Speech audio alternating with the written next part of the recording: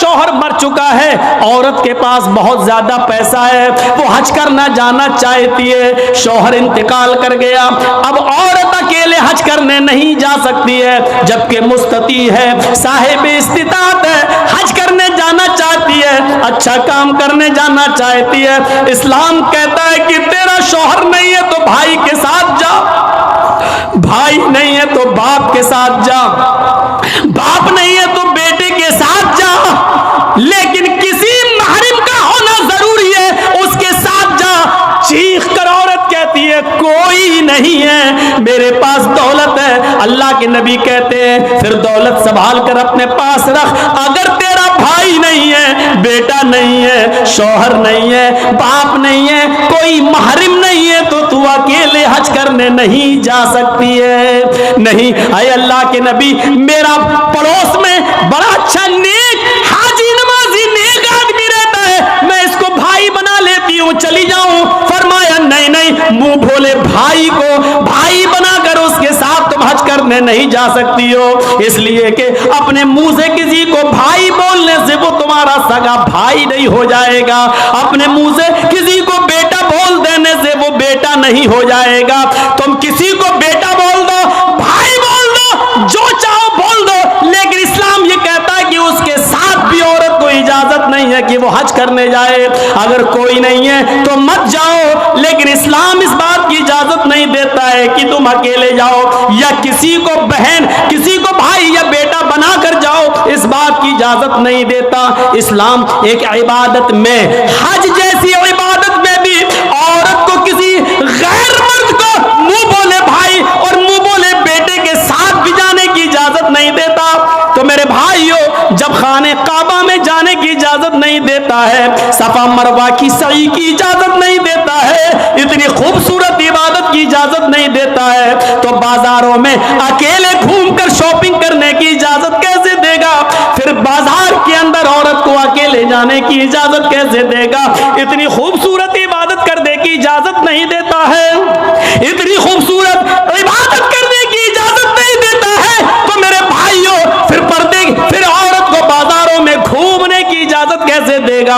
پھر بازار میں گھومنے اور بازار میں سیر و تفریح کی اجازت کیسے دے گا؟ ہماری ماں بہنوں کو اس بات کو سوچنا چاہیے، غور کرنا چاہیے، سنجیدگی سے اس کو لینا چاہیے۔ ایک زمانہ تھا، حضرت فاطمہ کہہ رہی ہیں اے علی، میں اتنی بیمار ہوں، اتنی بیمار ہوں، لگتا نہیں کہ اس بیماری میں بچ پاؤں گی۔ اے علی، اگر مجھے کچھ ہو جائے، اگر میرا انتقال ہو جائے، اے علی، تو مجھے دن کے اجالے میں دفنانے مت لے جانا، رات کی تاریکی میں عشاء کی نماز کے بعد مجھے قبرستان میں دفن کرنا۔ حضرت علی نے کہا اے فاطمہ، ایسا کیوں کہہ رہی ہو؟ اگر تمہارا انتقال صبح فجر کے بعد ہو تو کیا عشاء تک ہم تمہارے جنازے کو رکھیں گے، مٹی کو رکھیں گے؟